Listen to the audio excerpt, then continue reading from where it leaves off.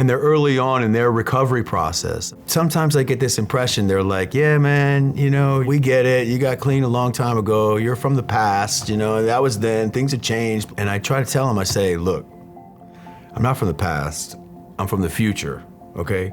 I've been where you are, and I've been where you want to go. And I've come back here in my time machine to try to give you a little bit of what I learned along the way. I started to look around as a man in middle age, looking at other people entering recovery, where the support that existed for them on an outpatient basis really did not exist. There were no outpatient programs that offered support for family systems. There were no programs that offered support that met people who were dealing not just with family issues, but with career issues, with middle life issues, with issues associated with dealing with children, sometimes teenagers, sometimes adults. There was a lot of emotional baggage.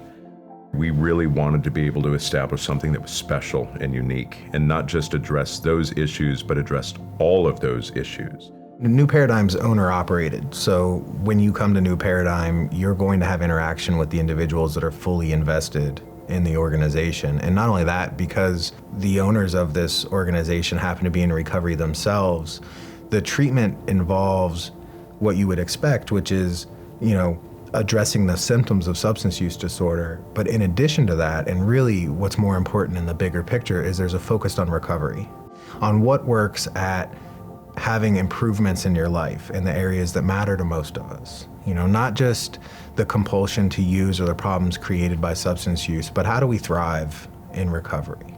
And as a whole in healthcare, we focus a lot on pathology, but not enough on recovery. We sit down with each person that comes through our doors the first time and we meet them. And by meeting them, we're walking through everything that's going on, everything that they're looking for, so that our program can meet their needs. We're not trying to push onto anybody that comes into our program a cookie cutter way of treatment. We really put our whole lives into this. And we don't do it for the paycheck. We do it because our lives are recovery.